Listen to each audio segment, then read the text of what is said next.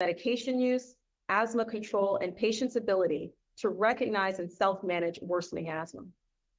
In this study, 38% of patients believed that there was no need to take medication every day, while 90% wanted immediate relief when symptoms occurred. Although most patients recognized the early signs of worsening, the most common response was to increase short-acting beta-2 agonist use. As we know, worsening symptoms can progress into an exacerbation, which may lead to systemic corticosteroid therapy. While treatment of exacerbations with systemic corticosteroid is often necessary and effective, observational data have suggested that standard bursts of systemic corticosteroids may result in a cumulative steroid burden impacting future health. Shown here is data from an observational study by Price and others demonstrating the potential risks of developing adverse health conditions due to varying levels of cumulative systemic corticosteroid exposure. The risk of developing conditions such as diabetes, anxiety, and depression as a result of systemic corticosteroid use increased as exposure to systemic corticosteroid accumulated over a lifetime. Shown here, statistical significance was evident when cumulative lifetime systemic corticosteroid exposure reached a threshold of 500 milligrams to under 1,000 milligrams. A greater risk occurred and more adverse conditions emerged, such as osteoporosis and cardiovascular disease, between the 1,000 milligram and less than 2,500 milligram of cumulative systemic corticosteroid exposure. In a separate retrospective cohort study and self-control case series, it was observed that within 30 days of oral corticosteroid initiation, the incidence of adverse events such as sepsis, venous thromboembolism, and fracture approximately doubled. Thus, treatment with exacerbations with systemic corticosteroids contributes to the burden of disease that may affect future health. You might be wondering, how easily can you reach the 500 or 1,000 milligram levels in a clinical practice? Based on recommendations from GINA and the NAEPP Expert Panel Report 3 from 2007, where a range of systemic corticosteroid dosing options are provided, even with one burst, a patient could be exposed to or even exceed that 500 milligram threshold, as shown starting with the yellow in the bottom right of the first column. With a second burst, many patients would reach exposure levels of at least 500 milligrams, with some even reaching at least 1,000 milligrams, as shown in the red at the bottom right of the second column. And with a third burst, most patients would have reached a cumulative threshold where their risk for chronic adverse health conditions is significantly increased. Keep in mind, this is illustrative of the use of systemic corticosteroid for asthma and does not include other cumulative exposures patients may receive for the treatment of other conditions.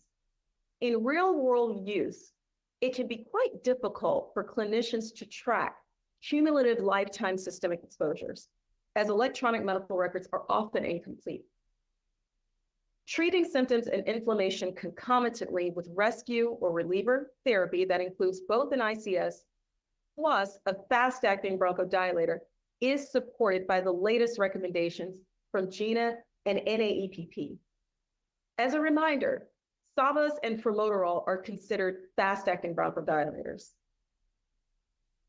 In fact, NAEPP guidance from 2020 incorporates this concept at steps 2, 3, and 4 as preferred therapy, with concomitant as-needed SABA plus ICS, a recommended option at step 2, and ICS formoterol maintenance and rescue at steps 3 and 4. GINA also supports this approach with ICS formoterol as the preferred reliever across all treatment steps in track 1. In GINA, SABA-only treatment of asthma is no longer recommended. Also, GINA states the risk of severe exacerbations and mortality increases incrementally with higher SABA use independent of the treatment step. It is important to remember that the use of ICS formoterol is not approved in the United States for maintenance and rescue therapy or for as-needed rescue only. The recommendations for ICS formoterol are based on clinical data evaluating the use of ICS formoterol formulations and strengths not approved and not available in the United States. GINA 2023 includes recommendations for the concomitant use of SABA and ICS in its Track 2 controller and reliever treatment steps for patients of all disease severities. As can be seen, the reliever options recommended in this track are as-needed ICS, SABA, or as-needed SABA. GINA also states that before considering a regimen with SABA reliever, check if the patient is likely to adhere to daily controller treatment. GINA emphasizes the importance of a personalized asthma management plan involving a continual cycle of assessment, adjustment of treatment, and review. The plan should be developed according to an individual patient's needs in order to achieve the goals of asthma treatment. If we treat symptoms with ICS-based rescue on top of maintenance therapy, will that lead to excessive ICS exposure? This question was evaluated in a real-world claim study, which assessed estimated daily ICS exposure if ICS was included with each use of SABA, relative to the maximum FDA-approved daily ICS doses for each NAEPP step of ICS therapy. Using the Meritive Market Scan databases, administrative claims for United States patients with commercial Medicaid and Medicare coverage, more than 500,000 patients aged 12 and older were identified between 2010 and 2017. These patients had 12 months or more of continuous benefit enrollment before and after a SABA index fill date and no evidence of any non-asthma chronic conditions commonly treated with systemic corticosteroids. All doses of ICS were expressed in micrograms of fluticasone propionate equivalents, with 50 micrograms of fluticasone propionate equivalent to 80 micrograms of budesonide. Patients were categorized according to the most common maintenance medication filled during the 12 months post-index period. Shown in the maroon shaded ovals above the bars are the maximum FDA-approved daily ICS doses in micrograms of fluticasone propionate equivalents, with hydrofluoroalkane preparations in the lighter color and dry powder inhalers in the darker maroon. Below, the yellow-colored portion of each bar represents the observed daily ICS exposure for each maintenance therapy as measured by the proportion of days covered. The dark blue portion of each bar represents the projected additional daily ICS exposure if a dose of ICS was added every time a SABA was used. As illustrated with each maintenance therapy, the mean estimated daily ICS exposure did not exceed the respective maximum FDA-approved levels based on usage patterns for ICS and SABA. The total estimated ICS exposure for maintenance plus as-needed ICS would range from 36% of the respective FDA maximum approved dose in the high-dose ICS LABA group to 100% in the low-dose ICS group. This study also evaluated systemic corticosteroid exposure based on claims data and compared it to the annual total estimated ICS exposures in milligrams. The table shows us that the annual mean systemic corticosteroid exposure was greater than the estimated exposures from ICS. As you can see in the top row, the annual estimated mean ICS exposure ranged from 22 milligrams in the SABA-only group to 148 milligrams in the ICS LABA-LAMA group. In the second row, you can see that approximately 32 to 56% of patients receive systemic corticosteroid treatment across treatment groups. The third row indicates that for all patients receiving maintenance therapy who had systemic corticosteroid exposures, the mean annual observed systemic corticosteroid exposure was greater than 500 milligrams, exceeding the threshold we discussed earlier, which has been associated with an increased risk of adverse health conditions. For those patients in the SABA-only group, the mean annual observed systemic corticosteroid exposure was 451 milligrams per year. When the two annual exposures were compared, the observed systemic corticosteroid exposure relative to the estimated inhaled corticosteroid exposure was at least 6-fold higher in groups receiving maintenance therapy. And for those on SABA-only therapy, it was 21-fold higher.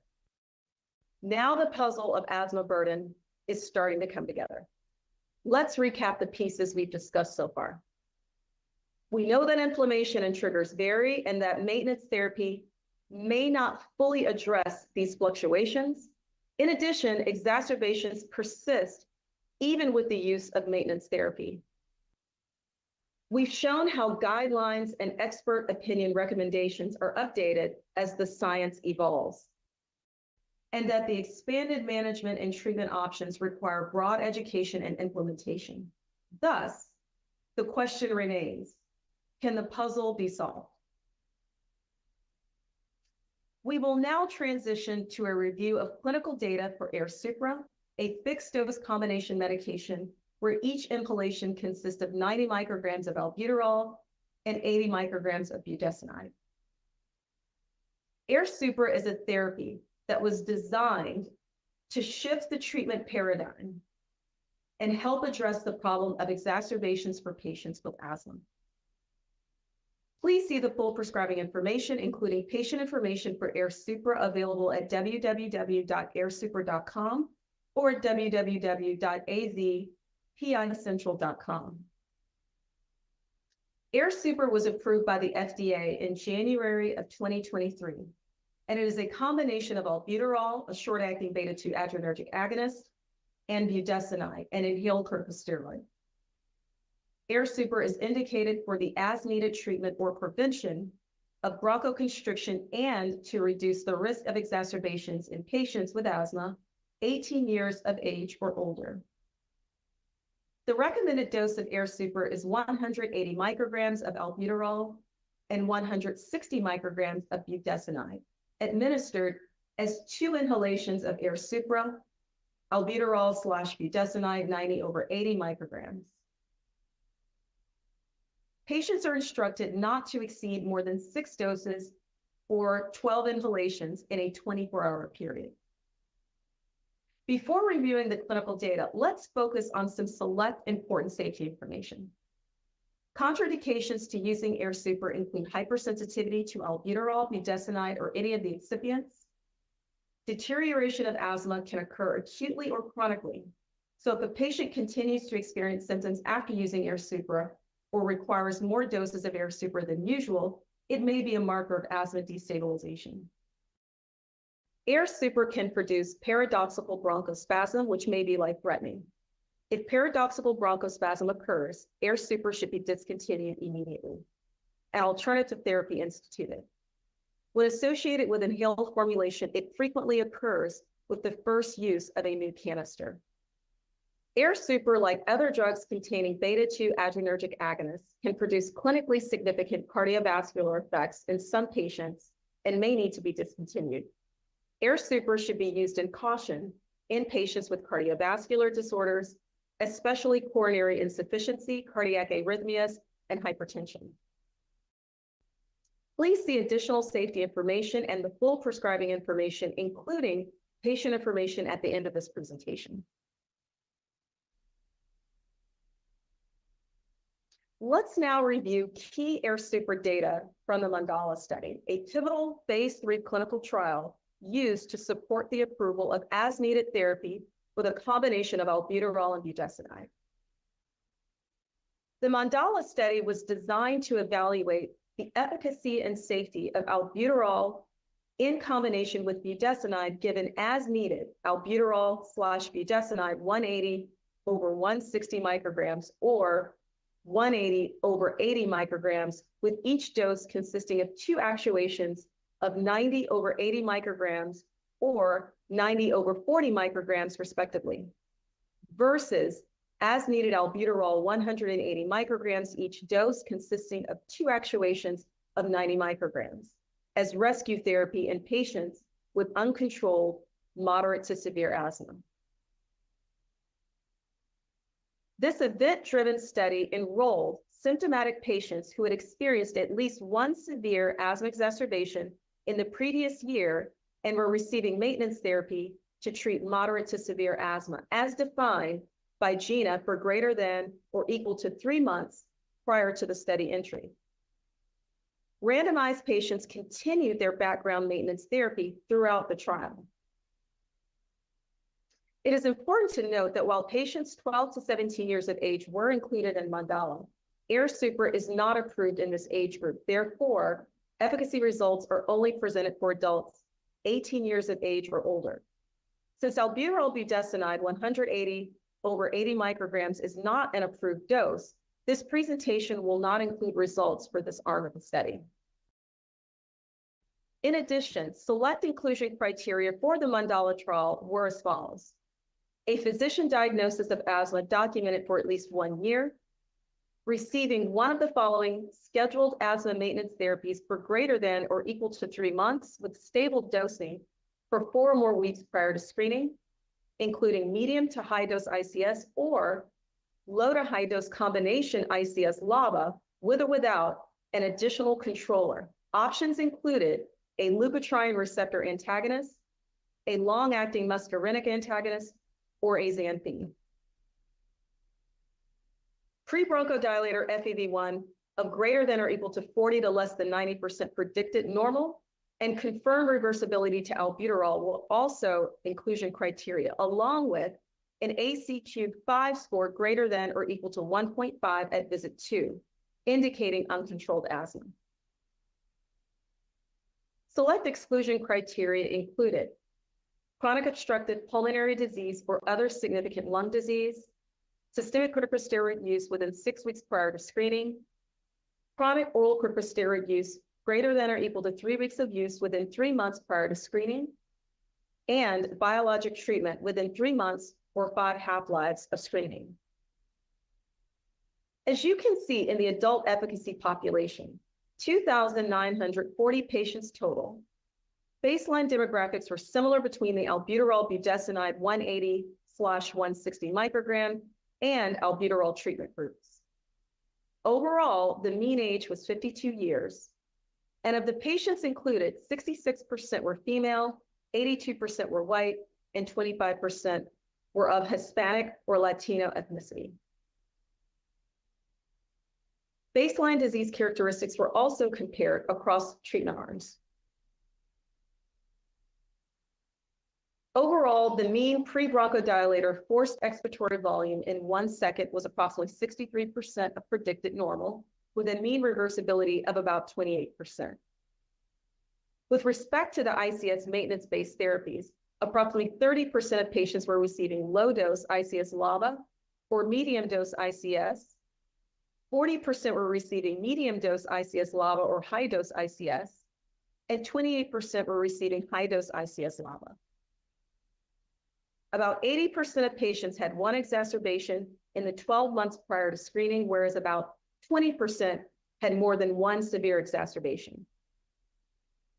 Additionally, the mean ACQ-5 score was 2.6, indicative of uncontrolled asthma, and the mean AQLQ-12 score was 4.6 across treatment groups.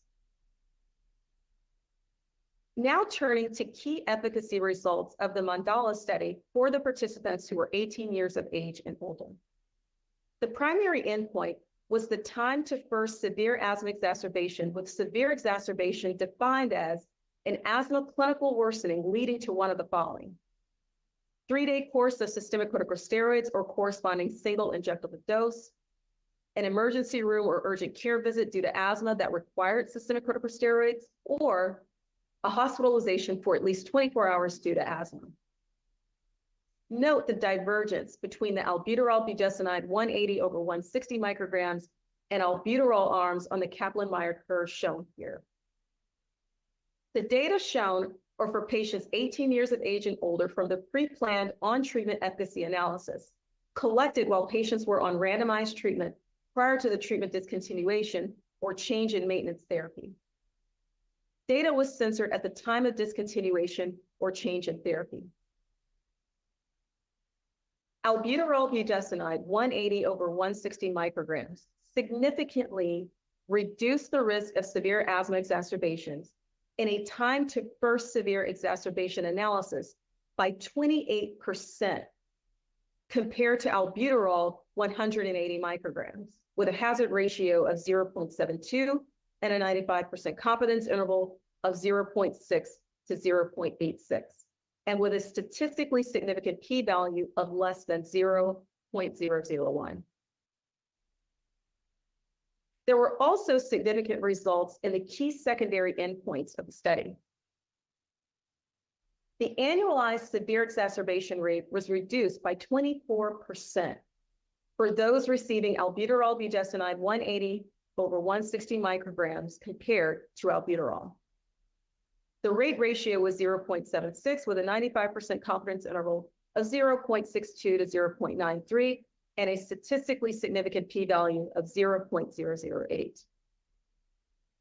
Additionally, for patients treated with albuterol budesonide 180 over 160 microgram, the annualized total systemic corticosteroid dose when compared with albuterol was statistically significantly different, with a p-value of 0.001, with a 32% reduction in mean annualized dose per patient.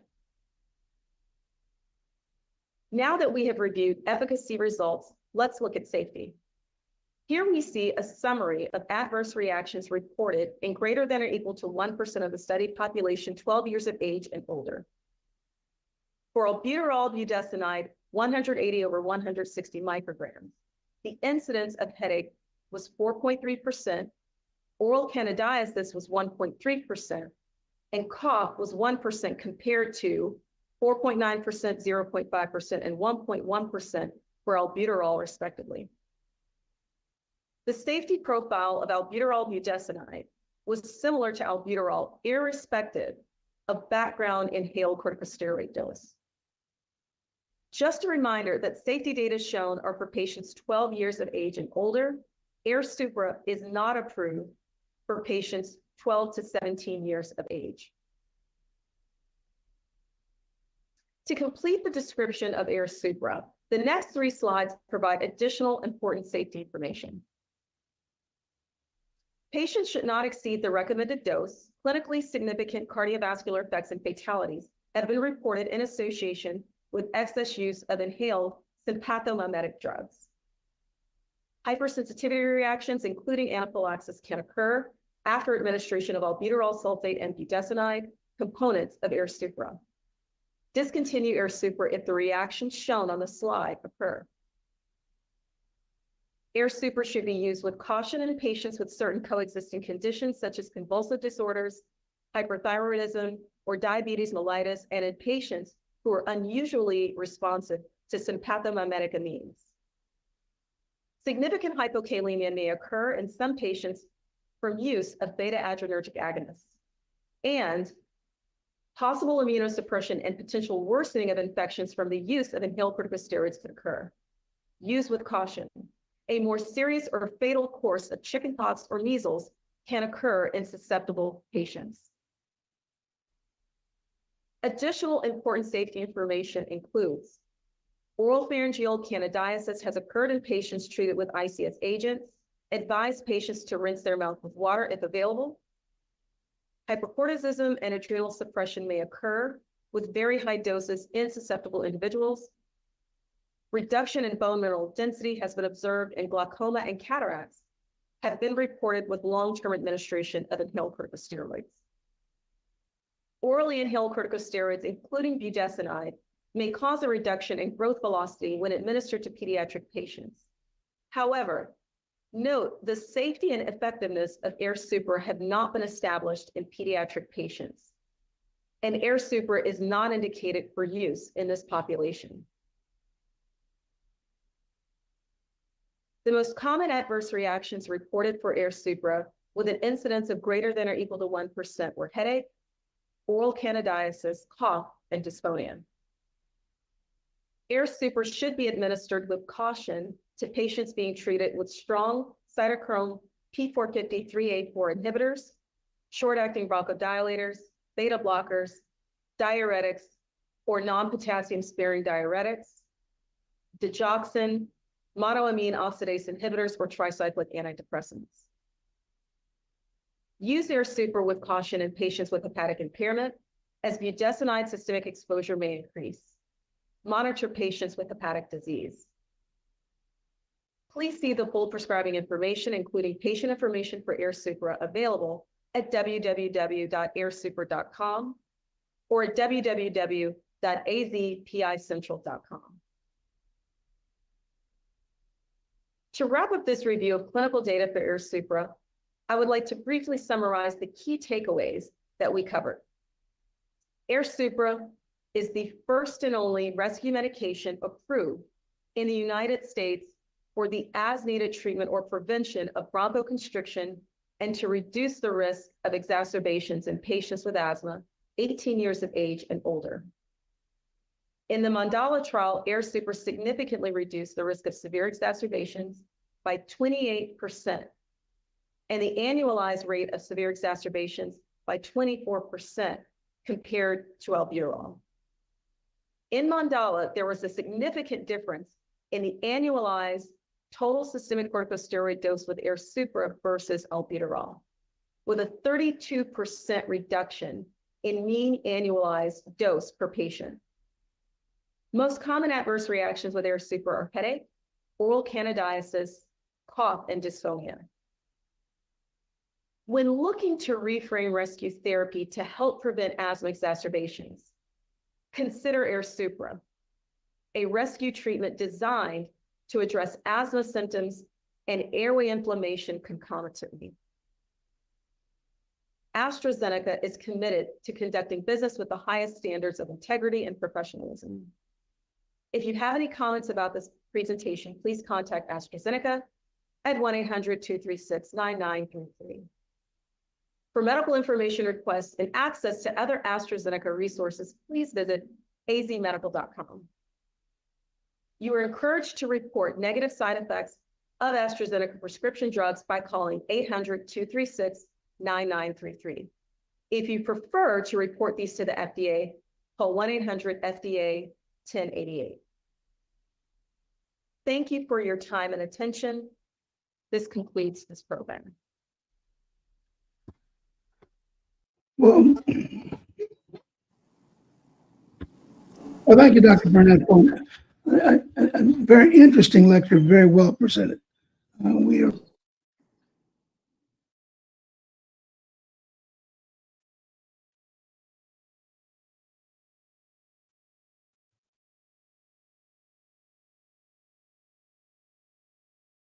for kind of a general population situation. From patients' perspective, most patients don't understand exacerbations, and you've explained it extremely well to those of us who are in the field. But how is so many patients are so sick all the time? How do they know when they're having an exacerbation? Or one or two things that they can say, well, most of them say this is my day-to-day existence. How do they know that this is an exacerbation? Is it steroid use? What is it they can use as clues that they're getting an exacerbation? A part of what I just discussed on this platform is they're reaching for a rescue inhaler.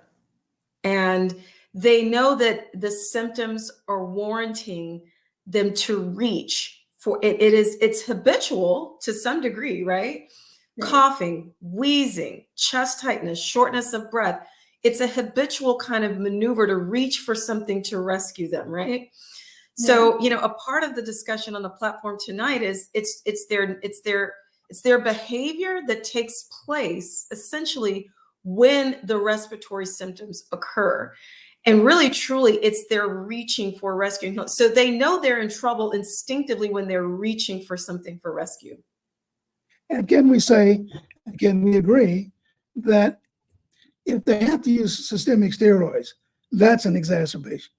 So if your doctor prescribes systemic steroids for you, that's definitely an exacerbation. And that's one common denominator that I think a lot of people miss. They get so used to it that I think that often they don't pay attention. Well, we hope that they know that using a systemic steroid means an exacerbation. Very We well. hope that we hope that they're not so used to getting systemic steroid that they're confusing it for it really being an exacerbation and something more serious that needs to be really fully more fundamentally addressed. Yeah, we do run into doctors and patients for whom exacerbations are kind of part of a day-to-day existence, and they don't think of that as significant as you've explained it. That you would expect too. Yeah, Yeah. and especially the consequences Right. Yeah, absolutely. are fairly significant. The question I have is more of a science question: is does the use of Airsupra reduce the overall use of albuterol? So interestingly, the way that AirSuper was studied, it was studied compared to albuterol. And so when they looked at reducing the risk of exacerbation, which we just talked about in this conversation, how does one know if they're in an exacerbation? And interestingly, the way that AirSuper was studied in the Mandala trial, looking specifically at time to exacerbation, comparing AirSuper to albuterol, what it found was a significant reduction in the risk of exacerbation for those patients in the AirSuper arm. So if you're looking at it and you're comparing AirSuper to albuterol, we can now say that we have data that shows that using a drug with an inhaled corticosteroid component along with a SABA component tends to fare better for patients in terms of the risk of them exacerbating. I think, another question I have, doctors generally use a lot of medicines off label. For instance, there was a long time before I realized that the use of long-acting beta agonists and inhaled corticosteroids was not approved in this country, as opposed to other parts of the world. What is the philosophy behind this country doing something differently? Now that we are evolving, is what I like to call it, in terms of the paradigm of how we think about asthma, of how we educate our patients about asthma, and it's now translating into NAEPP and GINA in terms of how they're providing us guidance as healthcare providers as to how to manage patients in terms of rescue management. We are now shifting the way that even the guidelines are giving us, useful tips and helpful guidance as it pertains to how we are rescuing our patients.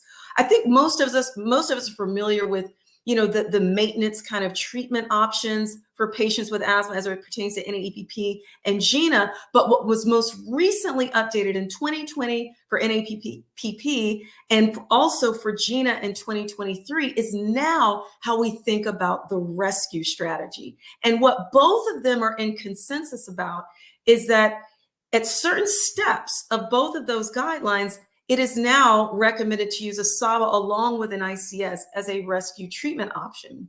And even GINA itself says SABA alone is really not recommended at any of the 5 stages of GINA. So it is very interesting to see where the shift in the paradigm is really occurring in terms of the guidelines. And it is really, truly how we rescue patients in terms of asthma. Yeah, this combination in Airsupra is so simple. I'm just sorry I didn't think of it, because obviously there are lots of people who are consistently pulling for their albuterol. Clearly, that's the number one issue.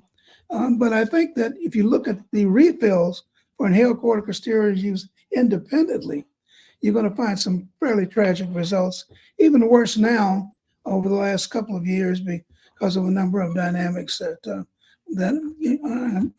I think I recognize. And so this is such a simple, I don't know why didn't we think of this? You know what I mean? It's just so. Well, we used to talk about, wouldn't it be great if we could really use these together in a sense? Because really, when you think about the asthma action plans way back in the day, we were actually asking patients within the asthma action plans, we were actually asking them when they're having an attack, if you will, we were actually asking them to bump up their ICS, if they ever felt that they were bumping up on their asthma action plan. Let's just say going from the green to the yellow to the red, right? Right. Each interval of increase on our asthma action plans back in the day, it used to have a little line in there where we could bump up their inhaled corticosteroid.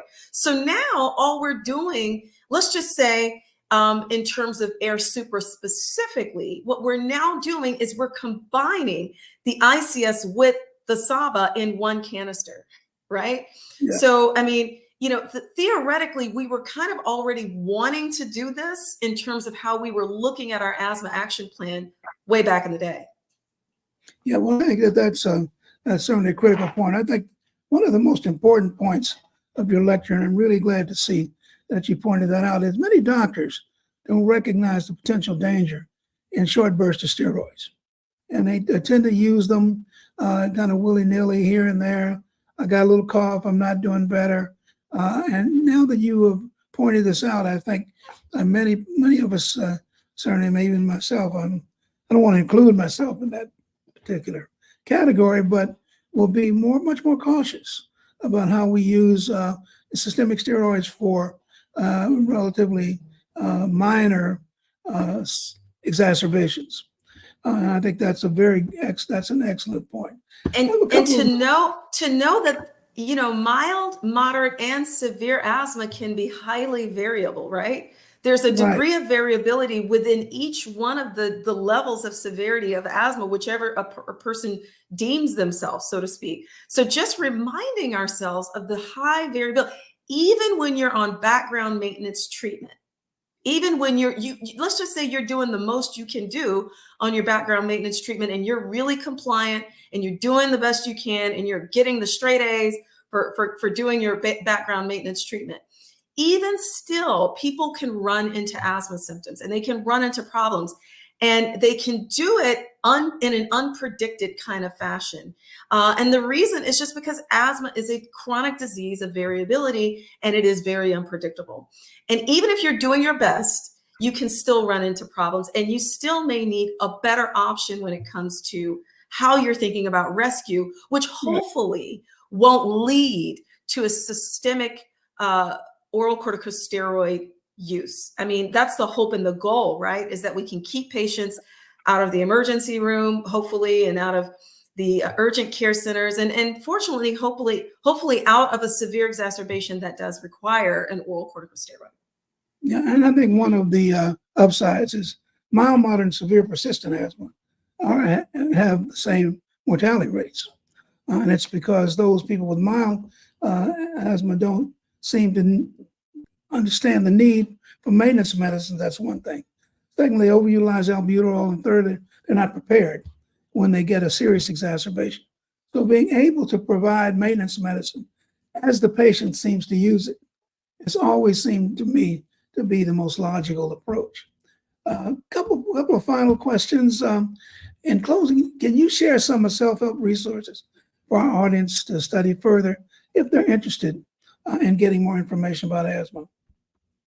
Well, I do know that Dr. Renee is a huge component of this as well, but the Allergy and Asthma Network is my go-to. I mean, as an allergist, it is a platform that can really show you and guide you in many, many different directions, depending on your level of interest in any particular arena as it pertains to allergy and asthma.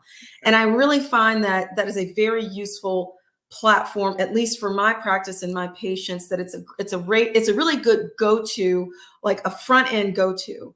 And I also appreciate what you guys are doing, particularly with your organization as well. And I'm sure you probably would want to share some information about AAWP as well. I find that doing things like this in terms of social media type of influential discussions on an educational level, I think are really, really impactful for providers in the community that are truly managing patients in underserved communities, in communities such as African Americans and Hispanic communities, where patients generally tend to have more morbidity and increased healthcare resource utilization costs when it comes to managing chronic conditions such as asthma. But I know that you probably want to share some information as well about the African American Wellness Project. Well, it's interesting. You should mention the Asthma and Allergy Network. We have frequent meetings with Linda about things because we know in the African American Wellness Project, we cannot duplicate the kind of information assistance the Asthma and Allergy Network gives out every 10 minutes. And so consequently, our role, as we see it, is to acquaint people with this very important resource. So we certainly agree with you. Well, Dr. Burnett, this is a very good information, very well presented. We really want to thank you for taking the time to join us here.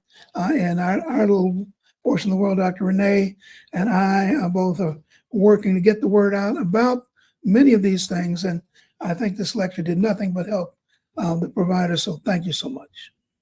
It was such a pleasure. And I hope that everyone enjoyed the presentation and is going to have a wonderful evening.